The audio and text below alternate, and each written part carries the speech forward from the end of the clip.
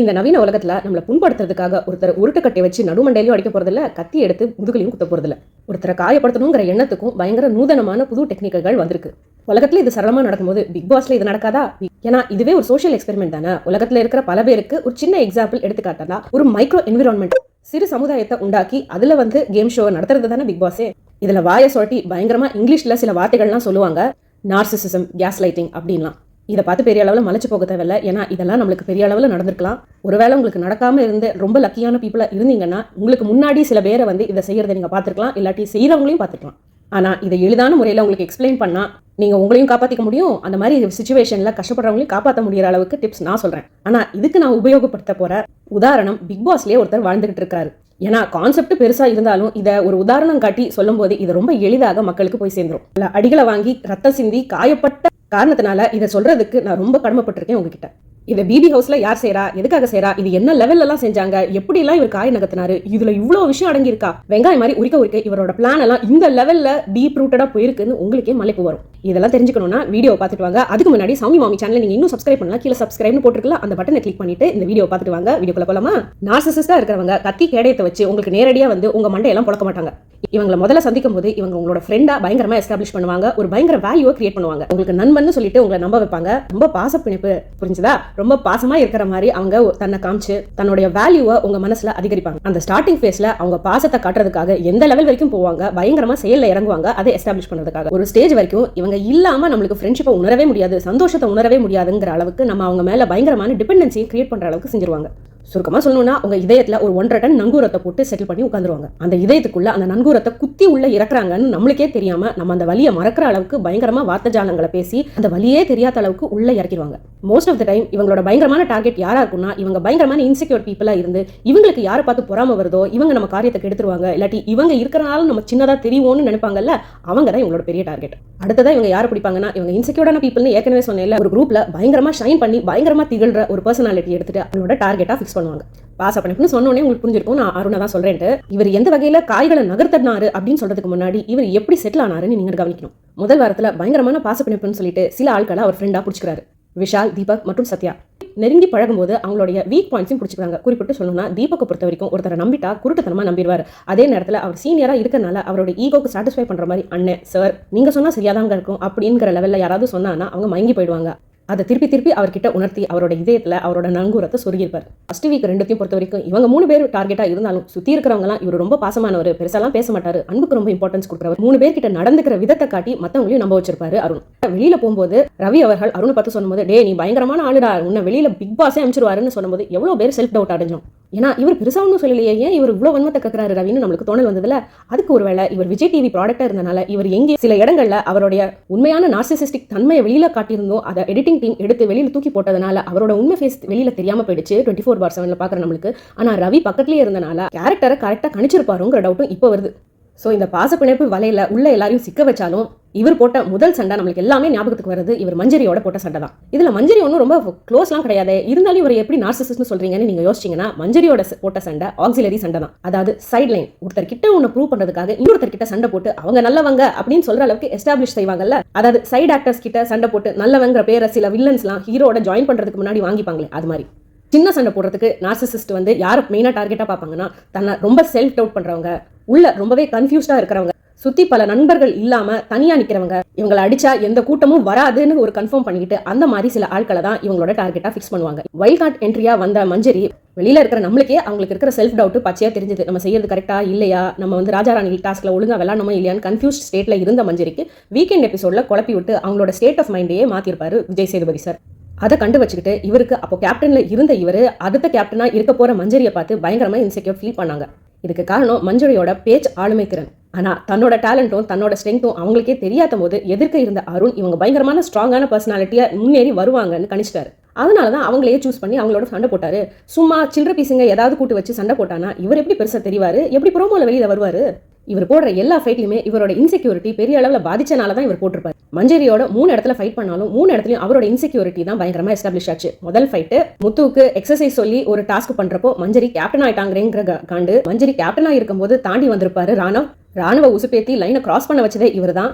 நம்ம கிட்ட வரதுக்கு முன்னாடி இந்த பொண்ணை கன்ஃபியூஸ் பண்ணி விட்டானா நம்மள கேள்வி கேட்க கூட இந்த பொண்ணு வராதுன்னு சொல்லிட்டு அடுத்த சண்டை போட்டுருந்தாரு. மூணாவது சண்டை டோஸ்ட்டுக்கான சரியான விவரங்களை கேட்கும் போது உண்மையை கேட்கறாங்களே, நம்ம பைத்தியக்காரத்தனமா நடந்துக்கிறோம், நம்ம பட்லர் மாதிரி காமிச்சு சரியா இருக்கா இனஃபா இருக்கான்னு கேட்கறதெல்லாம் சும்மான நடிப்புன்னு சொல்லி இந்த பொண்ணு வெளியில கொண்டுட்டு வந்துரும் சொல்லிக்கிற டெஸ்பிரேஷனால மூணாவது சண்டை டோஸ்ட்டுக்காக போட்டிருப்பாரு. இவரோட பேசிக் கேம் பிளான் ஒரு பெரிய ராக்கெட் சயின்ஸ்லாம் இல்லைங்க. அவங்க ஒருத்தரை டார்கெட் பண்ணுவாங்க, அவங்களுடைய மென்டல் பேலன்ஸ் நில கொலையணும், அதுதான் அவங்களோட டார்கெட். கான்ஃபிடென்ட்டா இல்லாதவங்களோட மென்டல் பேலன்ஸை கொலைக்கிறது ரொம்ப பெரிய கஷ்டமா இல்லைங்க. நீங்க தப்பு செஞ்சீங்க, நீங்க பொய் சொல்றீங்கன்னு சொல்லிட்டா போதும் அவங்களுக்கு மனசு உடஞ்சிரும். ஏன்னா தான் செய்யாத தப்ப செஞ்சுட்டேன்னு உலகத்துல யாராவது சொல்லிட்டாங்கன்னா எந்த ஹியூமன் பீயிங்கா இருந்தாலும் பயங்கரமா ஒர்க் அப் ஆயிடுவாங்க. அதை புரிஞ்சு வச்சுக்கிட்டு நீ சொல்றது பயங்கரமான பொய் அப்படின்னு எஸ்டாப்ளிஷ் பண்ணுவாங்க. ஃபர்ஸ்ட் இந்த வலையில விழுந்த உடனே அவர் தப்பா நினைக்கிறாரே, நான் அப்படி சொல்லவே இல்லைன்னு நம்மளுக்கு இருக்கிற தவிப்பு, மத்தவங்களும் நம்ம பொய் சொல்றோம்னு நினைச்சிருவோங்க டெஸ்பிரேஷன்ல நம்ம உடஞ்சு போய் டிஃபென்சிவா ஆயிடுவோம். கிட்ட அதை கத்தி பேசி அதை எஸ்டாப்ளிஷ் பண்ணும்போது நம்மளும் திருப்பி கத்தி பேசி இல்ல நான் தப்பு செய்யல, நான் பொய் சொல்லலைங்கிற வார்த்தைகளை விட ஆரம்பிச்சிருவோம், நில கொலைய ஆரம்பிச்சிருவோம். இந்த நேரத்துல உடனே என்ன செய்வாங்கன்னா, அவங்க எந்த விஷயத்துக்காக நம்ம அக்யூஸ் பண்ணாங்கல்ல அது டோட்டலா ஒரு பொய்யான விஷயம் தான். அதனால அதில் மேல இருக்கிற பிடிமானத்தை விட்டுட்டு நம்ம ரியாக்ஷனை பிடிச்சி வச்சுக்கிட்டு மத்தவங்க கிட்ட நம்ம கெட்டவங்க கன்வின்ஸ் பண்ண ஆரம்பிப்பாங்க. இதுல நல்லா கவனிக்கணும், நம்ம ஏற்கனவே பாதிப்படைஞ்சிருப்போம், பயங்கரமா உடஞ்சிருவோம். அது ஃபர்ஸ்ட் அடி நம்ம மேல. இப்போ நம்ம ரியாக்ட் பண்ணதை வச்சுட்டு பாத்தீங்களா இவங்க எவ்வளவு கேவலமா ரியாக்ட் பண்றாங்கன்னு அவங்க எஸ்டாப்ளிஷ் பண்ணும்போது மத்தவங்களை இவரோட டீமோட சேர்க்கறாங்களேன்னு நம்மளுக்கு அடுத்த அடி விழும். கூட்டத்தோட காயப்படுத்துற முயற்சியில இவங்க இறங்குறாங்கன்னு பார்த்த உடனே மூன்றாவது அடி, இவர் பேசுற பேச்சுக்கு நம்ம எதிர்பேச்சு தான் பேசுறோம்னு சுத்தி இருக்கிறவங்க புரிஞ்சுக்காம நம்ம ரியாக்ட் பண்ற டெஸ்பிரேஷனை பார்த்துட்டு நம்மள தப்பா நினைச்சுக்கிட்டு கூட்டத்துல இருக்கிறவங்க இந்த நார்சிசிஸ்டுக்கு துணை புரிஞ்சு பேச ஆரம்பிப்பாங்க. அப்போ ஐயோ நம்ம செய்யாத தப்புக்கு ஒருத்தர் இல்ல, இவங்க எல்லாரையுமே நம்மளுக்கு அகேன்ஸ்டா திருப்பி விட்டுட்டாரேன்னு நம்மளுக்கு கார்னராய் மூலையில உட்கார அளவுக்கு ஃபீலிங் வந்துடும். இது பெரிய அடியா இருக்கும். ஏன்னா ஒரு கும்பலை சேர்த்துட்டு எல்லாத்தையும் கையில உருட்டுக்கட்டையை கொடுத்து மண்டையில் அடிச்சா எப்படி இருக்கும் அந்த ஃபீலிங்கை தரும் இது. ஸோ இப்போ உங்களுக்கு புரிஞ்சுதா மஞ்சரி அவர் சூஸ் பண்ண விதம், எப்படி கேஸ் லைட்டிங் பண்ணி எந்த ஒரு பேட்டர்ன்ல சண்டை போட்டு அவங்கள மூலையில உட்காத்தி வச்சாங்கன்ட்டு. இது சின்ன சின்ன சண்டைகள் டு எஸ்டாப்ளிஷ் தட் நான் ரொம்ப நல்லவன். ஆனா இவர் பண்ண எஸ்டாப்ளிஷ்மெண்ட் எல்லாமே வீக்கெண்ட் எபிசோட்ல பயங்கரமா தவிடுபடியாச்சு. இவர் பயங்கர இன்செக்யூர்டான பர்சன் ரொம்ப ப்ரூவ் பண்ணிட்டாரு விஜய் சேதுபதி. பேசிக்கா ஒப்பீனியன் பேஸ்டா தான் சண்டை போடுவார். மஞ்சரி தனக்கு கேப்டன்சி கர்வம் வந்துருச்சுன்னு ஒரு ஃபைட்ல தான் மாக் பண்ணதை கண்டுபிடிச்சிட்டாங்கன்னு சொல்லி ராணுவோட ஃபைட்ல டோஸ்ட் கேட்டப்போ நியாயமற்ற முறையில் ஓவரா டிராமா பண்ண காரணத்தினால இன்னொரு ஃபைட்ல இந்த மூணு குறைகளும் சண்டை போடும்போது எப்படியோ தெரிஞ்சோ தெரியாமலையோ மஞ்சரி வெளியில கொண்டுட்டு வந்தனால இவருக்கு மஞ்சரி மேல பயங்கரமா ஹேட் கிரியேட் ஆகி நார்சிசிஸ்டிக் முறையில கேஸ் லைட்டிங் பண்ணி தப்பே செய்யாம இருந்தாலும் மஞ்சரி தப்பு செஞ்ச மாதிரி 3 தருணங்களையும் எஸ்டாப்ளிஷ் பண்ணியிருப்பாரு. சரி, போன வீக்கெண்டுக்கும் இந்த வீக்கெண்டுக்கும் என்ன வித்தியாசம்னா, போன வீக்கெண்ட்ல தட்டி கொடுத்து அவர் செஞ்ச தப்பு உண்மையிலே தவறுன்னு ஒழுங்கா வலியுறுத்தாம விஜய் சேதுபதி விட்டனாலதான் அதை இந்த வாரத்துல ஈடுகட்டிட்டார். ஒரு சின்ன டோஸ்ட் கேட்டா கூட கொடுக்க மாட்டீங்க, இந்த வாட்டி பால் கொடுக்க மாட்டீங்க, இது மத்தவங்க கேட்கறாங்கன்னு காரணமா இல்லாட்டி மஞ்சரி கேட்கறாங்கன்னு காரணமான்னு விஜய் சேதுபதி சொன்னோன்னா தனியும் தான் சொல்றாருன்னு புரிஞ்சுட்டாரு அருண். அது பத்தாததுக்கு இவருக்கு பயங்கரமா இன்செக்யூரிட்டி இருந்தது. தன்னோட இன்செக்யூரிட்டியை போக்குறதுக்காக கோவா கேங்கோட சேரணும்னு இவர் நினைச்சாரு. அதை எஸ்டாப்ளிஷ் பண்ணாரு. அதை கேங்குக்கிட்டையும் போய் சொல்லி பயங்கரமா டான்ஸ் வரைக்கும் ஆடி இருப்பாரு. ஏன்னா அவர் புரிதல் என்னமோ வெளியில இருக்கிற மக்களும் கோவா கேங்க பார்த்து ரசிக்கிறாங்க, ரசிக்கிற இடத்துல நம்மளும் இருக்கணும்னு இவர் நினைச்ச தப்பான எண்ணம் தான். தன்னுடைய உயிர் நண்பராகிய தீபக், சத்யா, விஷால் இவங்க 3 பேரையும் விட்டுட்டு கோவா கேங்க போய் சேரும் போது உள்ள இருக்கிற மெம்பர்ஸுக்கே தோணும் போது வெளியில இருக்கிற ஆட்களுக்கு தோணாதுங்கிற இவரோட முட்டாள்தனத்தை என்னன்னு சொல்றது. இந்த முட்டாள்தனத்தின் உச்சக்கட்டம் எப்போ போச்சுன்னா, விஜய் சேதுபதி நீங்க போய் சேரணும்னு நினைச்சீங்களே, ஒன்னா உட்காந்து டான்ஸ்லாம் ஆடினீங்கன்னு சொல்றப்போ ஐயோ தப்பு செஞ்சிட்டோமேங்கிற ஒரு தோணல் வராம தன் தப்பை சுட்டி காட்டுற ஆள் மேல கோவப்படுவார்ல மஞ்சரி, அதே ஸ்டைல்ல விஜய் சேதுபதி மேலேயும் கோவப்பட்டுட்டாரு அருண். ஏன்னா நான் முன்னே சொன்ன மாதிரி கேஸ் லைட் பண்றவங்க உண்மைகளை வச்சு பேச மாட்டாங்க, தன்னுடைய ஒப்பீனியன்ஸ் மேல மத்தவங்களுக்கு நம்பிக்கை வர மாதிரி பேசுவாங்க. இவங்க கிட்ட ஃபேக்ட்ஸ் பேசினா இவங்களால திருப்பி பேச முடியாது. நீங்களே நினைச்சு பாருங்க, விஜய் சேதுபதி சொன்னும்போது என்னமோ இவர் செய்யாத மாதிரி எஸ்டாப்ளிஷ் பண்ணிட்டு இவர் விஜய் சேதுபதி மேல கோவப்பட்டு இருப்பாரு. ஒருவேளை இவரை பிடிக்கிறதுக்கு முன்னாடி இவர் பண்ணதை குறும்படமா போட்டு வெளியில ஃபேக்டை வெளியில கொண்டுட்டு வந்திருந்தா இவரால திருப்பி இந்த மாதிரி ரியாக்ட் பண்ணிருக்க முடியுமா விஜய் சேதுபதி கிட்ட? அதுவும் வீக்கெண்ட் எபிசோட்ல தலையில கையை வச்சுட்டு உட்கார்ந்துருப்பாரு தீபக். அருண் பத்தி சொல்லும் போது தீபக் பத்தி சொல்லாமலே இருக்க முடியாது. அருண் ரொம்ப நல்லவரன், குருட்டுத்தனமா தன்னோட இதயத்துல இருக்கிறதுலே பெரிய நன்கூரத்தை போட்டிருப்பாரு அருண். யாருக்குன்னா தீபக்கு. இவர் தலைக்கு மேல கை வச்சது ஏன்டா சொதப்புற, தப்பா போயிடும்டா, உன் கேரியருக்கு நல்லது இல்லடான்னு ரொம்ப ஒரு சின்சியரான தன் நலனுக்கு மேல பயங்கரமான அக்கறை கொண்டவரா இருக்கனாலதான் தீபக்கால அப்படி கை எடுத்து வச்சுக்க முடிஞ்சது. இதுக்கு இன்னொரு காரணம் என்னன்னா, டெவில் அண்ட் ஏஞ்சல் டாஸ்க்ல ரொம்பவே பேசிதான் இந்த டாஸ்க்கை விளையாடணும், செயல்பாட்டில் கொண்டுட்டு வரக்கூடாது, நம்மளாம் நல்லவங்க, கெட்டதாக நடந்துக்கிறது நம்ம நேச்சர்ல கிடையாதுன்னு சொல்லி டாஸ்க்கு ஹை ப்ரையாரிட்டி கொடுக்கறதுக்கு பதிலாக தன்னுடைய குட் கேரக்டர் வெளியில தெரியணுங்கிற ஒரு அஜெண்டாவை வச்சுக்கிட்டு பேசினது கிறுக்குத்தனமான பேச்சுன்னு ஸ்டார்டிங்லேயே அருண் கிட்ட சொல்லி அதை விளக்கம் கொடுத்து அதுலேருந்து வெளிவரதுக்கு எவ்வளவோ பிரயத்னம் எடுத்திருப்பாரு தீபக். சும்மாலாம் சொல்லக்கூடாதுங்க, அருணை தீபக் நிறைய இடங்கள்ல தப்பிச்சு கொண்டுட்டு வரதுக்கு பயங்கர முயற்சி எடுத்திருந்திருக்காரு. தோ நோயிங் தட் அவர்கிட்ட ஒரு பேட் குவாலிட்டி இருக்குன்னு தெரிஞ்சோம். ஆனா எங்கேயோ ஒரு லெவல்ல நம்ம கிட்ட இதை செய்ய மாட்டோம்னு இவர் நம்பினார். அங்கதான் விழுந்துட்டாரு மனுஷன். இன்னைக்குள்ள எபிசோட்ல கூட கையை பிடிச்சி வச்சு அந்த டோஸ்ட் விஷயத்துல கூட கையை தூக்கி மாக் பண்ணியிருப்பாரு. அந்த மாக் பண்றதுனால பயங்கரமா ரெஜிஸ்டர் ஆயிடும் மஞ்சரி கிட்டன்னு இருக்கிறத கண்டுபிடிச்சிட்டு தீபக் தன்னுடைய கேப்டன்சிங்கிற ஒரு பதவியே விட்டு தள்ளிட்டு தீபக்கா வந்துட்டு அப்படியே அடை கொடுத்து அருணை காப்பாத்திருப்பாரு. பயங்கரமா ஏறி நின்று கையை தட்டி ஒரு டைவர்ஷன் மாதிரி கிரியேட் பண்ணாத நம்ம ஆப்வியஸா கவனிச்சோம் இல்லையா அந்த ஃபைட்ல. இவ்வளவு புத்திசாலியான தீபக் எதுக்கு அருணுக்கு சப்போர்ட் பண்ணாரு கூட நம்ம நல்லா நிறைய பேர் நினைச்சிருப்போம். ஆனா அதுதான் உண்மை. தப்புன்னு இருக்குன்னு தெரிஞ்சுமே தீபக் அருணை சப்போர்ட் பண்ணாரு. ஆனால் வீக்கெண்ட் எபிசோடில் கோவா டீமோட சேரணும்னு நாம நினச்ச ஐடியா பேக் ஃபயர் ஆயிடுச்சு. இதில் நிறைய விஷயம் எஸ்டாப்ளிஷும் ஆயிடுச்சு. அருண் பொய் சொல்கிறவருன்னும் அவர் பயங்கரமான இன்செக்யூர் பர்சன், ஒரு குரூப்போட சேரணும்னு டெஸ்பரேட்டாக இருந்தாருன்னும், தீபக் விஷால் இவங்களெல்லாம் விட்டுட்டு கோவா கேங்கில் சேர்ந்தனால இவர் துரோகின்னும், அடுக்கடுக்கா இவர் செஞ்ச கிரைமுக்கெல்லாம் ஒரே ஒரு செயல் புரிஞ்சு அது சாட்சியா இவருக்கு அகேன்ஸ்டா மாறிடுச்சு.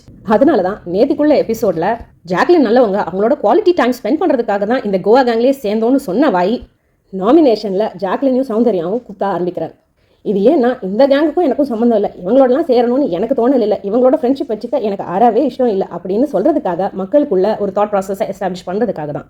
வெளியில இருக்கிற ஆட்கள் கிட்டையும் கெட்ட பேர் வாங்கியாச்சு, உள்ள இருக்கிற ஆட்கள் கிட்டையும் கெட்ட பேர் வாங்கியாச்சு.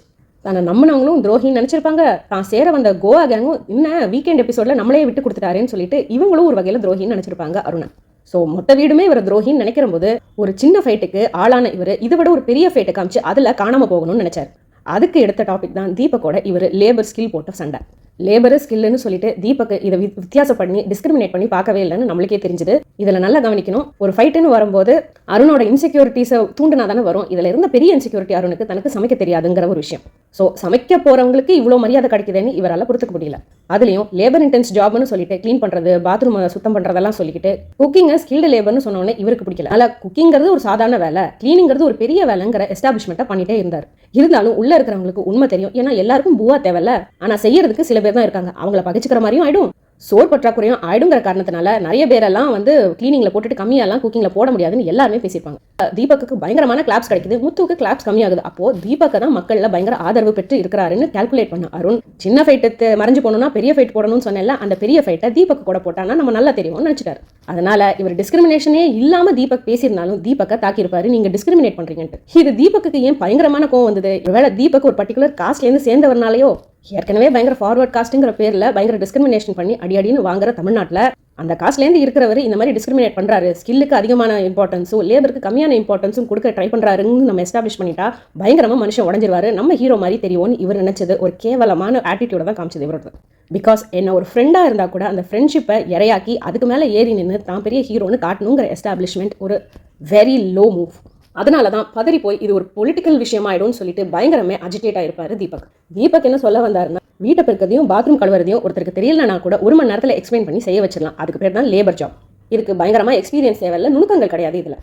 ஆனால் சமையலுங்கிறது ஒரு ரசம் வைக்கணும்னா ஒருத்தர ஒரு 10 நிமிஷத்தில் சொல்லி கொடுத்துட்டாங்க அந்த ப்ரொசீஜரை, நீ செஞ்சுட்டு வா அப்படின்னு சொன்னா செய்ய முடியுமா? முடியாது இல்லையா? அதனால அதுக்கு ஸ்கில் தேவை, எக்ஸ்பீரியன்ஸ் தேவை, இல்லாட்டி ஒன்று ரேஷன்லாம் கெட்டு போயிடும், இன்னொன்று சாப்பாடு கிடைக்காது. இதனால தான் தீபக்கை அதை அவ்வளோ ஸ்ட்ரெஸ் பண்ணி சொல்லியிருந்திருப்பாரு. இதை தெரிஞ்சுமே இவர் தீபக்கோட சண்டை போடணுங்கிற காரணத்தினால தான் இந்த விஷயத்தை டாபிக்கே எடுத்தார். நான் முன்னாடியே சொன்ன மாதிரி சண்டை போடுறதுக்கு இவங்க சூஸ் பண்ற ஆட்கள் எந்த இடத்துல இவங்க பேலன்ஸை லூஸ் பண்ணுவாங்கன்னு ஒரு நார்சிசிஸ்டுக்கு நல்லாவே தெரியும். அதனால தீபக்கோட இன்செக்யூரிட்டியை சொரிஞ்சு இந்த சண்டையை போட்டிருப்பாரு அருண். பத்தாததுக்கு இவர் பயங்கரமாக ஸ்கெட்ச் போட்டது ஜெஃப்ரிக்கு தன்னோட சேர்த்துக்கிட்டு, ஏன்னா லேபர் இன்டென்ஸ் ஜாப் டிஸ்கிரிமினேஷன் பண்ணாதீங்கன்னு சொல்லும்போது கஷ்டப்பட்டு வந்த ஒரு இடத்துலேருந்து ஒரு ஆள் ஜெஃப்ரி மாதிரி இருந்தானா அது பார்க்கறதுக்கு ரொம்ப நல்லா இருக்கும், சேவியர், ஹெல்ப்பர், ஹீரோ அப்படின்னு காமிச்சிக்கலாம்னு நினைச்சப்போ ஜெஃப்ரி ஜகா வாங்கிட்டாரு. அந்த இடத்துல மாட்டிக்கிட்டாரு ராணவ். ஆனால் ராணவுக்கு இந்த பிளான் தெரியாமலாம் இல்லைங்க, பயங்கரமான புத்திசாலி ராணவ். ஏன்னா சரி ஒரு சண்டையில் மெயின் கேரக்டராக இருந்தாலும் சைட் கேரக்டராவது இருப்போம்னு சொல்லிட்டு தான் பெருக்கின 2 வாட்டி அப்படிங்கிற எஸ்டாப்ளிஷ்மெண்ட்டை பண்ணுறதுக்காக தேவையே இல்லாத இடத்துல நுழைஞ்சாரு ராணவ். ராணவை யூஸ் பண்ணிட்டு தன்னுடைய ஒப்பீனியன் மற்ற மக்களுக்கும் வரணுங்கிற கன்ஃபியூஷனை கிரியேட் பண்ணாரு அருண். ஆனால் இந்த இடத்துல ஆப்வியஸாக ஒரு விஷயத்தை செய்கிறாருங்கிறத கண்டுபிடிச்ச சௌந்தர்யாவால் பேச்சு சாதுரியம் இல்லாதனால உளராதீங்க, மூளை இல்லையாங்கிற ஒரு வார்த்தைகளை விட்டுறாங்க. வார்த்தைகளை விட்ட உடனே இவர் ஏற்கனவே சௌந்தர்யாவும் ஜாக்லினும் கட்டணும்னு ரொம்ப நாளாக வெயிட் பண்ணிட்டு இருந்தார்ல வீக்கெண்ட்லேருந்து. ஏன்னா இவங்க 2 பேரோட சேரணும்னு இவர் நினைச்சது தப்பான எண்ணம், இவங்களை பகிச்சுக்கிட்டாதான் நல்லதுன்னு புரிஞ்சு போச்சு. இவங்க 2 பேருக்கும் இருக்கிற நெகட்டிவ் பப்ளிசிட்டி வெளியில் உழவரதை பார்த்துட்டு. அதனால சௌந்தர்யா வாயிலேருந்து உதுத்த முட்டாள், அறிவில்லையாங்கிற வார்த்தையை பிடிச்சி வச்சுட்டு அவங்களையும் போய் சீறி பாஞ்சு பிடிக்க பார்க்குறாரு. எப்படியோ ஒரு விதத்தில் இவரை கரெக்டாக பிடிச்சிடணும்னு ராயன் ட்ரை பண்ணும்போது ராயனோட சாஃப்ட் அப்ரோச் இங்கே ஒர்க் அவுட் ஆகல. ஏங்க நீங்க தானே மாக்கிங்கோட டெஃபினிஷன் கொடுத்தீங்க, ஆனால் நீங்களே தப்பா பேசுறீங்கன்னு சொல்லும்போது ஒரு நார்சிசிஸ்ட் எதுக்கு இருக்கிறவங்க ஏதாவது பேசுறாங்கன்னா அதில் இருக்கிற ஒரு பாயிண்ட் பிடிச்சிட்டு அவங்களே திருப்பி அடிப்பாரு. நான் சௌந்தர்யா மாதிரி நடந்துக்கிட்டேன்னு சொல்லிட்டு ராயன் கிட்டே திருப்பி பேசுறாரு. ஆனால் முத்து பேசின விதம் தான் நம்ம நல்லா கவனிக்கணும். பயங்கரமா ஃபேக்ஸை பேசினா இந்த நார்சிசிஸ்டால ஒரு நிமிஷம் கூட அதுக்கு ஆப்போசிட்ல பேச முடியாது. தப்பு செய்யலனாலும் இன்னொருத்தர் தப்பு செய்யறாங்கன்னு நீங்க பேசும்போது நீங்க அதுக்கு ஒர்க் அப் ஆகி அவங்க செய்யற தப்ப நீங்களுமே செஞ்சிட்டீங்கன்னா யார் பெரிய தப்பு செஞ்சாங்கிற டிபேட் தானே வரும். நீ பண்ற இந்த நேச்சர் உனக்கே இது அகேன்ஸ்டா போயிடுமேன்னு சொல்லி முத்து சொன்னோன்னு திருப்பி எதுவுமே பேச முடிஞ்சிருக்காது அருணால. இதே நேரத்தில் ஸ்கில் லேபர் சண்டையில் பயங்கரமாக உடஞ்சிடுறாரு தீபக். இன்னைக்கு பேசுகிற பேச்செல்லாம் பெட்டில் உட்காந்து பேசும்போது நம்மளுக்கே ஷாக்கிங்காக இருக்குது. ஏன்னா டோஸ்ட்டில் வந்து அவர் செஞ்ச தப்பை மறைக்கிறதுக்காக தான் பயங்கரமாக ட்ராமா பண்ணி எந்திரிச்சு நின்று மஞ்சரி கிட்டலாம் சண்டை போட்டேனேடா, என்கிட்ட ஏன்டா இப்படி பேசுறேன்னு இவர் சொன்னதெல்லாம் அப்படியே பாசமாக இருந்த ஒரு ஆளை தான் நல்லவன்னு காட்டுறதுக்காக யூஸ் பண்ணிக்கிட்டு தலைமையில ஏறி வந்து மிதிச்ச மாதிரி தோணுச்சு. வெளியில தனக்கு அகேன்ஸ்டா பொலிட்டிக்கலா ராங்கா போயிடுச்சுன்னா எந்திரிச்சு கூட நிக்க முடியாது அப்படிங்கிற பயம் தீபக்கு உள்ள வந்தனால இதை திருப்பி இந்த டாபிக்கை எடுக்காதன்னு அருண் கிட்ட கெஞ்சுறதை பார்த்தா நம்மளுக்கே கஷ்டமா தான் இருக்கு. ஏன்னா தீபக் இந்த இடத்துல கான்ஃபிடென்ட்டா இருந்துட்டு நான் வந்து ஒரு ஸ்கில் லேபர்னு சொல்லிட்டு ஒரு வேலையை டிஸ்கிரிமினேட் பண்ற ஆளாடா அப்படின்னு இவர் நேரடியா கண்ணோட கண்ணு வச்சு அருண் கிட்ட கேட்டிருந்தா இல்லன்னு தானே சொல்லியிருக்க முடியும். வேற எல்லா கான்வர்சேஷனையும் எனக்கு அப்படி தோணுதுன்னு தான் ஆர்கியூ பண்றாரு அருண். அப்படி இருக்கு அவரே ஸ்டேட்மெண்ட் கொடுத்து எஸ்டாப்ளிஷ் பண்ண முடியும். அது உன்னோட ஒப்பீனியன், ஃபேக்ட் அது இல்ல, நான் அப்படி நினைக்கவே இல்லை, அதோட முக்கியத்துவத்தை சொல்றதுக்காக தான் சொன்னேன் அப்படின்னு சொல்லிட்டு தான் பிடிச்ச பாயிண்ட்ல ஸ்ட்ராங்கா தீபக் இருந்திருந்தா அருணால என்ன பண்ணிருக்க முடியும்.